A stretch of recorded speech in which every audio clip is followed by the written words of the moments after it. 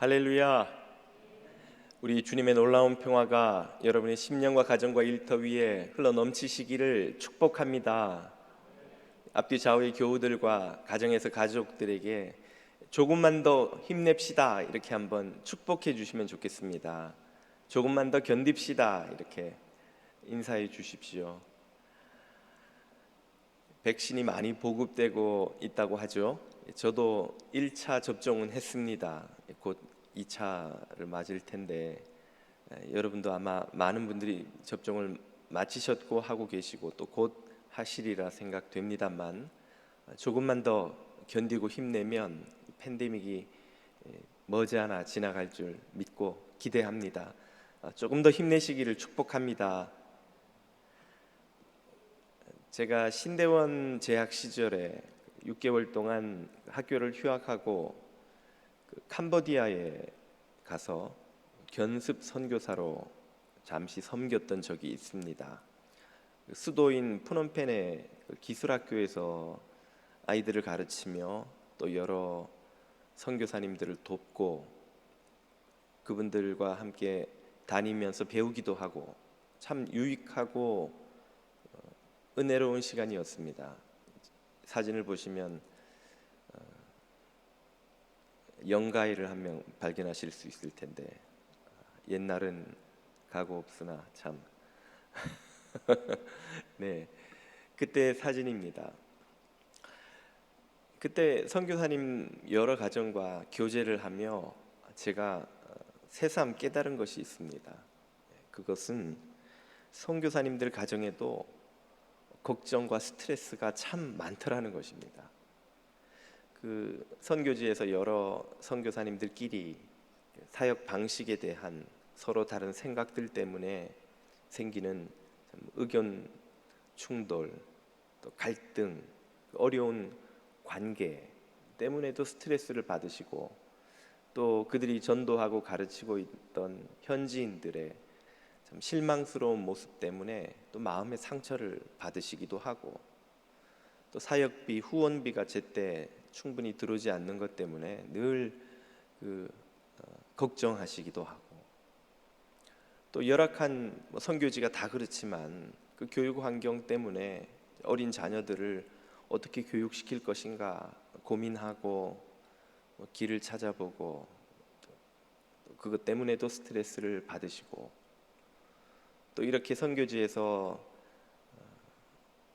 나이가 들어 은퇴를 하면 그 후에 내 노후는 어떻게 될 것인가 그것도 역시 선교사님들의 걱정거리 중에 하나였습니다. 아마 들어보시면 여러분이 매일 하시는 걱정 근심과 별 본질적으로 큰 차이가 없지 않습니까? 우리가 다 하는 걱정을 선교사님들도 역시 하신다는 말이죠. 선교사님들이라 하면 우리 생각에 하나님께 모든 것을 다 맡기고 하나님을 위하여 기꺼이 그 힘겨운 헌신의 자리에 스스로 나가서 부름받은 그 소명 때문에 기쁘게 섬기는 이들, 우리 중 누구보다 믿음과 헌신이 참 뛰어난 이들이라 그렇게 생각을 합니다만은 그런 분들의 삶에서도 걱정, 근심, 스트레스가 면제되는 것이 아니라는 말이죠. 선교사님들이 이럴진데 우리 일반 성도들의 삶에서는 어떠하겠습니까? 걱정, 근심은 말할 것도 없고 죄의 유혹, 고난의 시련이 여전히 우리 삶에 늘 사라지지 않고 오고 가고 하지 않던가요? 성경은 예수님을 믿는 우리들이 구원의 삶, 영생의 삶을 시작했다고 선언하시는데 그 영생의 삶에도 여전히 참 죄와 고난이 기세등등하게 있습니다. 죄의 유혹과 늘 싸워야 하고 이 고난의 고통에 허덕이기도 하고 또 근심 걱정에 짓눌리기도 하는 것이 우리 그리스도인들의 삶입니다. 분명히 영생의 삶이라고 성경은 약속하시는데 왜 그 삶에도 이런 어려운 일들이 늘 있는 것일까요? 주님이 주시는 영생이란 어떤 것이며 그 영생의 삶을 살아가는 우리들에게 기다리고 있는 것, 그 삶의 마지막은 어떤 것일까요? 이 질문에 대한 답을 예수님은 오늘 본문을 통해 우리에게 들려주십니다. 오늘 읽은 본문은 한 2주 전까지 몇 주 동안 함께 살펴보았던 예수님께서 베데스다 연못가에서 38년 된 병자를 고치신 후에 예수님이 안식일을 어긴 것과 또 자신을 하나님과 동등하게 선언하신 것 때문에 종교 지도자들이 발끈하여 비난하는 것으로 시작된 대화의 일부입니다.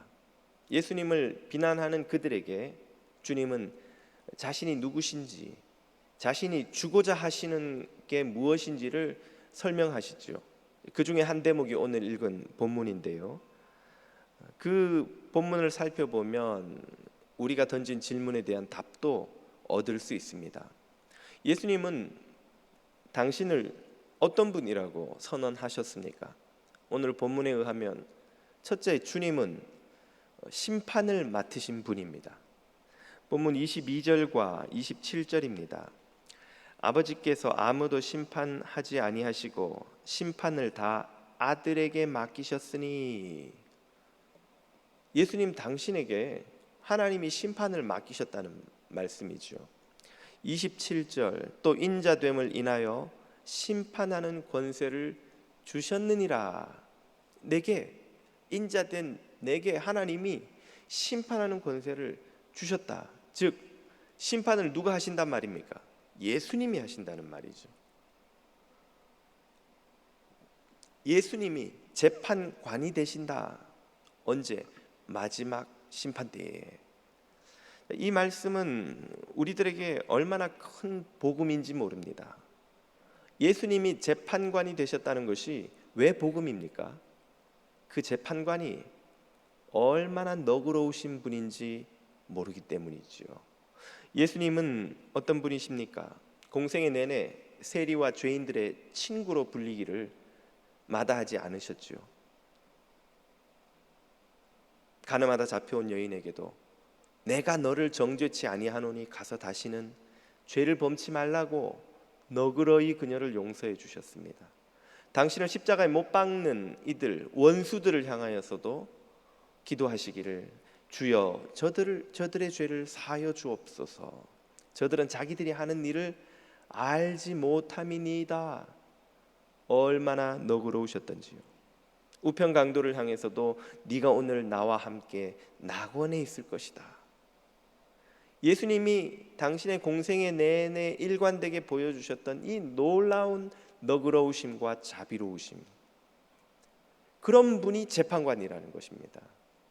재판석에 끌려온 피고에게 가장 큰 듣고 싶은 복된 소식이 무엇이겠습니까? 우연한 일로 어찌어찌하여 여러분이 재판석에 섰다고, 코트에 불려갔다고 가정을 하십시다. 겁이 나서 급하게 구한 변호사가 막 알아보고 오더니 하는 말이, 안심하십시오. 오늘 이 재판을 맡은 판사가 미국에서도 이런 케이스에서 가장 관대하기로 소문난 사람이에요. 저 사람이 이런 케이스를 중형을 때린 적이 없습니다. 여러분이 얼마나 마음이 놓이시겠어요. 별것 아닌 잘못에도 판단하는 이가 너그러운 분위기를 바라는 마음이 인간이라면 누구나 간절할 터인데, 우리의 영원한 운명을 결정하실 재판관이 그토록 한없이 너그러우신 분이라는 사실은 얼마나 놀라운 소식입니까? 복된 소식입니까? 게다가 그 재판관이 그냥 너그러우신 정도가 아니라 이런 피고 죄인들을 위하여 당신이 그 죄를 대신 뒤집어 쓰시고 기꺼이 희생당하시기까지 하시는 사랑의 재판관이라는 사실이 또한 우리에게는 놀라운 복음입니다. 주님은 죄인들을 위하여 십자가를 기꺼이 지시고 그 죄를 담당하셨지요. 우리에게 이토록 너그럽고 사랑이 충만하신 십자가를 지신 재판관이 있다는 사실로 인해서 우리는 두려움과 절망 대신에 기쁨과 평안을 누릴 수 있는 것입니다. 죄책감과 두려움의 돌덩이가 우리의 영혼을 짓누를 때마다 우리가 기억해야 하는 진리는 그것을 판단하실 재판관이 이토록 너그러우신 주님이라는 사실이죠. 여러분이 두려움에, 절망에, 죄책감에 짓눌릴 때마다 그 은혜로우시고 자비로우신 선하신 재판관 예수 그리스도를 바라보시기를 주님 이름으로 축복합니다. 예수님은 두 번째로 당신을 죽은 자를 살리시는 분이라고 하셨습니다. 본문 21절입니다. 아버지께서 죽은 자를 일으켜 살리심 같이 아들도 자기의 원하는 자들을 살리느니라. 보시는 배경의 그림은 예수님이 나사로를 살리시는 그 대목입니다. 유대인들은 믿기를 죽은 자를 살리는 것은 오직 창조하신 분 하나님의 일이라고 생각했습니다. 그런데 예수님은 그 하나님만이 하시는 죽은 자를 살리시는 일을 당신도 하신다는 거예요.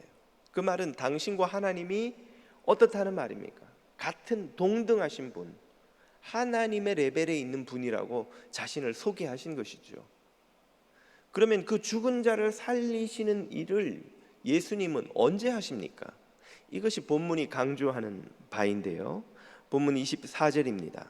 내가 진실로 진실로 아멘 아멘, 원어로 아멘이라고 쓰고 있죠. 너희에게 이르노니, 특별히 주님이 강조하실 때 쓰시는 표현입니다.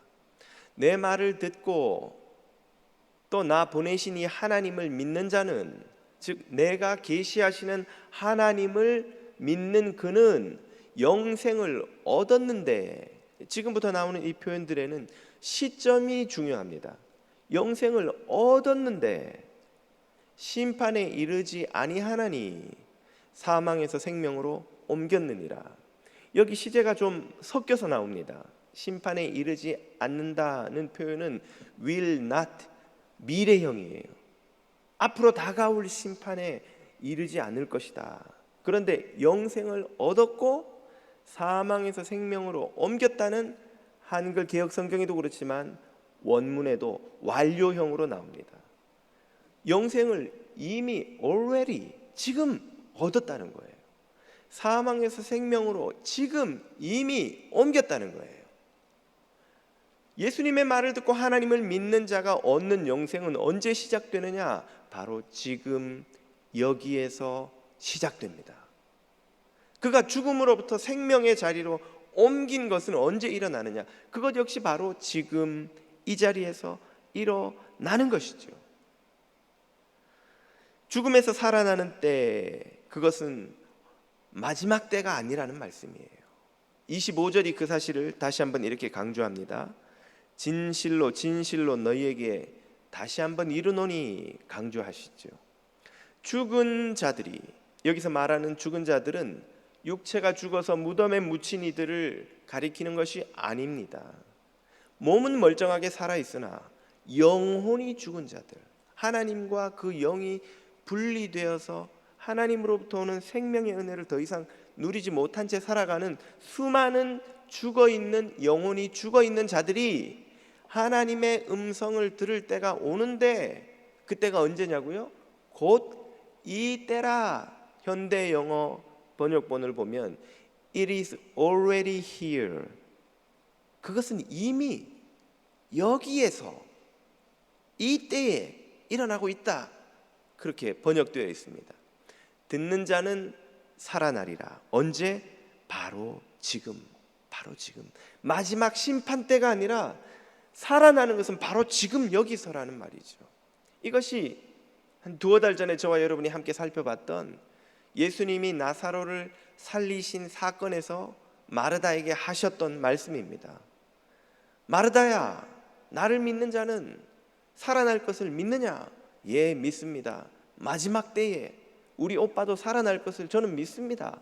그러자 예수님이 조금 발끈하셔서, 무슨 마지막 때라니? 내가 부활이고 생명이니? 지금 내가 네 앞에 있는 내가 부활이고 생명인데 왜 마지막 때라고 말하냐? 내가 부활이고 생명이니 나를 믿는 자는 죽어도 살겠고 살아서 믿는 자는 영원히 죽지 아니하리라. 그 살아나는 일은 언제 시작되느냐? 부활이고 생명인 내가 지금 네 앞에서 이 말을 선포하고 있는 이 자리라는 거예요. 이 자리. 여기서 살아난다는 거예요. 여기서. 이것이 바로 성경이 우리에게 약속하시는 영생의 의미입니다. 기독교인들은 예수 그리스도를 구주로 믿고 예수님을 통해 계시된 하나님께 나아가는 그 순간부터 영적인 생명을 얻어 새 생명의 삶, 영생의 삶을 시작하는 것입니다. 저와 여러분은 그 영생의 삶으로 초청을 이미 받은 거예요. 그러므로 그리스도인이면서 영생의 삶이 무엇인지 모르고 그 삶을 누리지 못하는 이들이 있다면 그것만큼 불쌍한 사람들이 없습니다. 놀이공원에 가서 라이드는 하나도 타지 않고 그냥 걷다가만 나오는 사람이에요. 식당에 가서 음식은 먹지도 않고 그냥 앉아 있다가 나오는 사람인 거죠. 극장에 가서 영화는 보지 않고 화장실만 들어갔다가 나오는 사람과 같다 하겠습니다. 기독교인이 된다는 것은 바로 이 영생의 삶을 시작하는 것입니다. 누리는 것입니다. 사는 것입니다. 지금 주님과 연합하여 그 삶을 시작한 것이죠. 오늘 이 자리에 주님을 바라보고 예배드리러 나온 모든 성도 여러분, 가정에서 주님을 바라보는 겸손한 믿음으로 예배하는 모든 성도 여러분의 삶 속에 주님과 더불어 살아가는 이 영생이 경험되고 시작되기를 주님 이름으로 축복합니다. 마지막으로 주님이 당신을 계시하신 것은 당신이 부활을 주시는 분이라는 것입니다. 이미 앞서 말씀드린 것처럼 저와 여러분은 영생을 살기 시작했습니다. 주님 안에 있는 참된 믿음을 가지고 하나님을 바라보는 이들에게 그 영생은 이미 시작되었습니다. 그런데 앞서 말씀드린 것처럼 그 영생의 삶에 여전히 왜 걱정, 근심이 남아있냐는 거예요. 여전히 죄와의 힘겨운 싸움이 남아있고 때로는 죄에게 넘어져 치고 찾아오는 고난이 견뎌내기가 쉽지 않고 고난 때문에 마음이 흔들리고 믿음도 흔들리고 왜 이런 어려운 현실이 여전히 남아있는 것입니까? 그 답은 이것입니다. 우리가 시작한 영생의 삶이 아직 완성되지 않은 것이기 때문입니다. 우리는 영생의 삶을 시작했지만 완성되지 않은 조건 하에서 살아갑니다. 그 조건이 뭘까요? 바로 지금 우리가 입고 있는 이 육체와 살아가는 이 땅이죠. 우리가 입고 있는 육체는 여전히 쉽게 깨지고 병들고 상하고 그리고 결국에는 부패해서 흙으로 돌아가는 육체입니다. 아무리 건강관리를 잘해도 언젠가는 병이 들고 언젠가는 여기저기가 부서지고 기능이 약해지고 노화라는 이 현상을 아무도 막을 수도 피할 수도 없습니다. 아무리 내가 깨끗하게 살려 하고 아무리 내가 은혜 가운데만 거하려 하여도 우리가 살아가는 이 세상 자체가 병들고 오염되어 있기 때문에 어쩔 수 없이 마시는 죄와 악과 어둠의 미세먼지가 있습니다. 도시 전체가 미세먼지로 가득하면 아무리 돈이 많고 집에 무슨 기능 좋은 공기청정기가 뭐 몇십 대가 있다 할지라도 집안에 갇혀 살 것만이 아니라면 문을 열고 나가는 순간부터 미세먼지를 마실 수밖에 없는 거예요. 그 도시에 사는 사람이라면 누구나. 우리가 살아가는 이 세상이 죄와 악의 미세먼지로 가득 찬 곳이기 때문에 우리가 늘 성령을 의지하려고 애를 쓰고 바라고 소망함에도 불구하고 여전히 그 죄와 악과 오염과 병들매 미세먼지를 마시지 않고는 살아갈 재간이 이 땅에서는 없는 것입니다. 이런 조건이 바로 완성되지 못한 영생의 현실이죠.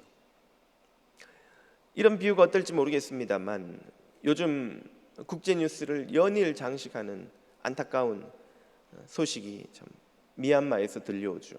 군부 쿠데타로 안타까이 학살이 벌어지고 이제는 내전으로까지 치닫고 있는 그곳에 이런 가정을 한번 해보십시다.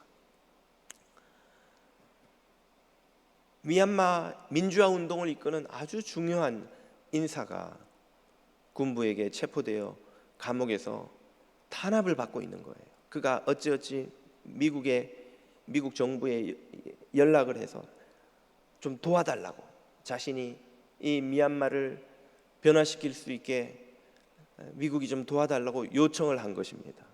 미국 정부가 그를 돕기 위해서 감옥에 있는 그를 미 대사관에서 선제적으로 미국 시민권을 발행한 거예요. 미국 시민이 되면 오늘날 어떤 국제사회에서 미국 시민을 함부로 할 수 있는 나라나 정치 세력이 있습니까? 미얀마 군부라 할지라도 함부로 할 수 없겠죠. 미국의 목표는 그를 안전하게 구출해서 미국으로 데리고 와서 그를 통해서 미국이 민주화가 되도록 돕는 것인데, 그는 미국 시민권을 얻었고 이제 미국 정부의 도움과 보호를 받게 되었지만, 신분이 미국 시민으로 바뀌었지만 그의 몸은 아직 어디에 있습니까? 미얀마의 감옥 안에 있는 거예요. 여전히 군부의 탄압을 받으며 감시를 받으며 때로는 고문이나 학대를 받으며, 그런 현실을 그는 견디지 않을 수 없는 것입니다. 그가 자유의 몸이 되어 구출되어 미국 땅에 발을 디딜 때까지는, 그래서 미국의 안전과 풍요와 보호와 그 권리를 누릴 수 있을 때까지는 여전히 미얀마의 현실을 그는 감내하지 않으면 안 되는 것이죠. 바로 이것이 영생의 삶을 시작했으나 그 삶이 완성되지 않은 것을 여전히 경험하며 살아가야 하는 그리스도인의 삶의 현실과 유사하다고 하겠습니다. 우리는 성령님을 의지하여 영생의 기쁨과 은혜만으로 살아가야 하는 것을 알면서도 여전히 이 연약한 육신과 여전히 병든 세상 속에서 살아가기 때문에 겪어야 하는 온갖 어려움을 면제받지 못합니다. 영생은 시작되었습니다. 분명히 영생 안으로 우리는 들어왔지만 그 영생의 완성에까지 도달하지는 못한 거예요. 다른 비유를 하나만 더 해볼까요? 저 한국의 남해 땅끝 마을에 사시던, 평생 그 동네에서 사시던 한 할머니가 관광버스를 타고 서울 나들이를 시작했다고 가정을 해보십시다. 고속도로를 타고 쭉 올라가는 동안 할머니가 가이드한테 묻는 거예요. 서울에 다 왔는감? 아니요, 좀 더 가야 됩니다 할머니, 조금만 기다리세요. 한참 가다가 또 서울에 다 왔는감? 이제 거의 다 왔어요, 경기도입니다. 경기도라는 뜻이 서울, 거의 서울이다 이런 뜻이에요. 서울 경자를 써서 거의 서울 근처 땅이다 이런 뜻이거든요. 서울에 다 왔는감? 차가 쭉 고속도로를 타고 구리 IC를 통과하더니 이제 망우동으로 들어선 거예요. 할머니, 드디어 우리 서울에 왔어요. 할머니 그렇게 보고 싶어 하셔서 서울에 왔습니다. 근데 이게 뭔 서울이요? 63빌딩도 없고 경복궁도 없고 집도 다 나지막 흔디. 그래도 우린 서울에 들어온 거예요. 여기가 서울이에요. 여기서부터 서울이에요. 경복궁 보시려면 1시간쯤 종로 이렇게 통과해서 가셔야 되고요. 또 63빌딩 가려면 저 강남으로 또 1시간 좀 가야 되는데 우리가 그리 가고 있어요. 근데 좀 더 가셔야 돼요. 왜 서울 들어왔는데 경복궁이 없는겨? 왜 서울인데 63빌딩이 안 보이는겨? 평생 시가지가 이쪽 끝에서 저쪽 끝까지 한눈에 다 보이던 읍내에서 사시던 할머니에게 서울에 들어왔는데 63빌딩이 안 보인다는 게 이해가 되시지 않는 거예요. 서울에 들어왔는데 경복궁이 안 보인다는 것도 언뜻 이해하기가 어려운 것이죠. 왜 그렇습니까? 할머니가 생각하시기 하는 것보다 서울은 너무 크기 때문에, 서울 경계선 안에 들어와도 서울 중심부에 있는 건물들을 보기까지는 한참 시간이 걸리는 것처럼 우리는 이미 영생이라는 세계 안에 들어온 거예요. 그러나 아직 영생의 완성까지 도달하지는 못하고 있는 것이죠. 영생의 완성까지 도달하는데, 그 영생의 삶을 완전히 이해하는데 우리에게 시간이 걸리는 것입니다. 영생은 이미 우리 안에 들어왔고 경험되고 있고 시작되었습니다. 그러면 우리가 마침내 도달하게 될 그 완성된 영생은 어떤 것입니까? 그 삶을 오늘 본문이 이렇게 가르쳐 주십니다. 그 완성된 영생은 바로 부활한 새 몸으로 시작하는 것입니다. 본문 27절과 8절을 보십시오. 이를 기이 여기지 말라. 그 할머니도 이상하게 여겼지만 우리도 이상한 거예요. 분명히 영생의 삶이 시작됐는데 왜 완성되지 온전히 누리지 못하지? 무덤 속에 있는 자가 다 그의 음성을 들을 때가 오나니, 이 때는 already here, 여기가 아니라 앞으로 다가올 때입니다. 그럴 때가 온다는 거예요. 여기서 무덤 속에 있는 자는 아까 말씀드렸던 영이 죽은 자가 아니라 실제로 몸이 죽어서 무덤에 묻힌 자들을 말합니다. 그런 이들도 예수님의 음성, 재림하시는 예수님의 음성을 들을 때가 오는데, 그때 무슨 일이 일어납니까? 선한 일을 행한 자는 생명의 부활로, 악한 일을 행한 자는 심판의 부활로 나오리라. 아멘. 이때는 바로 예수 그리스도의 재림의 때입니다. 그때가 되면 모든 사람들이 부활하는 몸을 입을 것입니다. 그리고 성경이 약속한 대로 새 하늘과 새 땅을 보게 될 것입니다. 우리가 지금 입고 있는 이 썩기 쉬운 옛 몸이 아니라 부활의 새 몸을 입고, 지금 우리가 발딛고 살아가는 이 병들고 오염된 땅이 아니라 주님의 치유되고 회복된, 주님이 재창조하셔서 완성하시는 새 하늘과 새 땅 아래서 새 땅에 발을 딛고 살아가는 그 삶을 시작하게 될 것입니다. 그 삶이 바로 성경이 약속하는 예수 그리스도께서 당신의 부활을 통해 보증해 주신 완성된 영생의 삶이지요. 믿음 가운데 있는 자들은 그 생명의 부활의 몸을 입고 영생의 삶을 시작합니다. 반면에 예수님의 음성을 끝까지 거부하고 스스로 하나님과 분리되기를 선택한 이들은 심판의 부활로 살아나게 될 것입니다. 그리고 이것은 예수님 마음대로 하시는 심판이 아니라 하나님의 뜻대로 하시는 것이라고 30절은 이렇게 말씀하시죠. 내가 아무것도 스스로 할 수 없노라. 듣는 대로 심판하노니 나는 나의 뜻대로 하려 하지 않고 나를 보내신 이의 뜻대로 하려 함으로 내 심판은 의로우니라. 그런 생명의 부활과 심판의 부활을 맞게 되는 모든 것은 공의로운 하나님의 판단에 의한 것이지, 예수님이 기분 내키는 대로, 예수님 마음대로 공의로움과 상관없이 벌어지는 일이 아니라는 말씀입니다. 최근에 팬데믹을 맞으면서 장례식을 이전보다 더 자주 치르게 됩니다. 한 교우분의 장례식을 마치고 났는데 그 자녀가 저를 찾아와서 그렇게 말씀하시는 거예요. 목사님, 저는 솔직히 신앙생활은 열심히 못했지만 부모님의 장례식을 치르면서 큰 위로를 받았습니다. 부모님을 다시 뵐 소망을 얻게 되었습니다.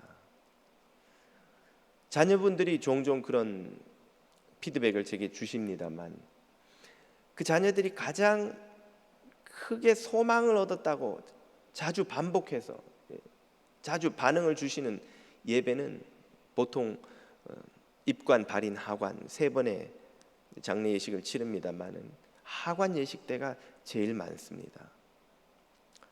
하관 예식 때 무엇을 전하느냐? 바로 이 부활의 소망을 선포합니다. 성경이 약속하시고 주님이 보증해 주신 그 부활의 소망을 힘주어서 선포합니다.